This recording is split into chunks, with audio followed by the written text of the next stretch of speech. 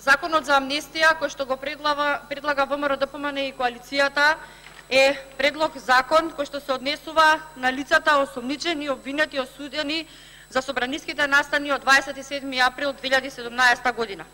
Самиот предлог закон содржи 6 члена во кои што точно се определени. Значи со член 1 од овој закон се наведуваат 4 члена од Законот за кривична постапка во кој што е определено. Член 384 учество во толпа што ќе спречи службено лице во вршење на службено дејствие. Член 386 кој што се однесува на насилството. Член 385 учество во толпа што ќе изврши кривично дело и кривично дело согласно член 313, односно терористичко згрозување, неуставниот поредок и безбедност од Кривичниот законник на Република Македонија. Ова значи дека со овој предлог закон за амнестија се опфатени сите лица кои што се дел од 27 април, односно оние лица за кои што веќе има донесено првостепена судска одлука, но овие лица се уште ја немаат добиено одлуката од суд, иако таа пред 4 месеци беше прочитана во рамки на судот, но се уште не е доставена до лицата кои што се дел, односно кои што им се судеше за обид за убиство на пратеникот села. Понатака, оние лица кои што се гонат за терористичко згрозување на уставниот поредок на Република Македонија, но и сите оние други лица кои што се опфатени како дел од учество во толпа, насилно однесување и така натака. Морам да напоменам дека иако овој предлог е даден од страна на пратениците на ВМРО-ДПМН и коалицијата, ние како пратеничка група оставаме простор, односно даваме можност на колегите од Социјалдемократскиот сојуз и останатите колеги кои што се во рамките на Собранието на Република Македонија да работиме на подобрување на текстот на законот и да најдеме заедничко решение како да им помогнеме на овие лица кои што се опфатени со 27 април.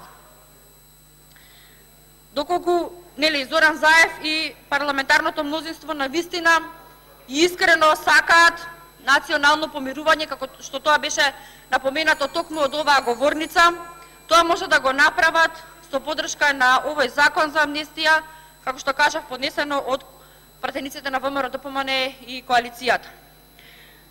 Овој закон предвидува вистинско национално помирување за сите оние кои што учествувале во настаните од 27 април, а не селективно помирување, како што сакаат да направат премиерот Зоран Заев и парламентарното мнозинство преку така наречената Комисија за помирување.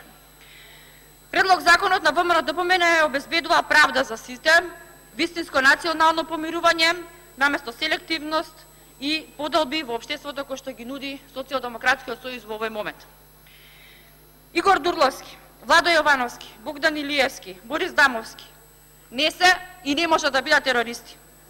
Не се терористи ниту вработените во Министерството за внатрешни работи, ниту останатите лица кои што се прогонувани врз основа на случувањата на 27 април. Тоа го знаеме ние, тоа го знаат и сите вие колеги од власта. Тоа го знае и целата македонска јавност. Затоа, почитувани колеги од Социјалдемократскиот сојуз, бидете искрени и застанете еднаш за она кој што го говорите, а тоа е како да подадеме рака и од нас за помирувањето. Целта на овој закон е национално помирување и враќање на нормалните текови во државата. Спроведувањето на истиот не предвидува финансиски последици во Република Македонија или други јавни средства.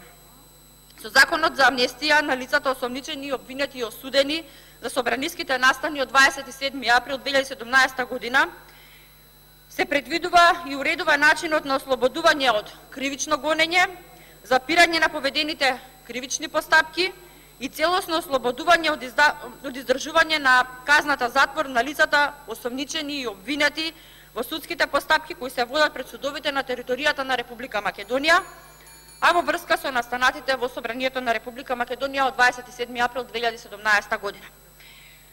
Уште еднаш, ги повикуваме сите пратеници од парламентарното мнозинство да дадат подршка за законот за амнестија, конечно да завршат поделбите во македонското општество и да ја вратиме државата во нормална насока, да се концентрираме на вистинските проблеми кои ги мачат граѓаните и да работиме за подобар живот на сите граѓани. Благодарам.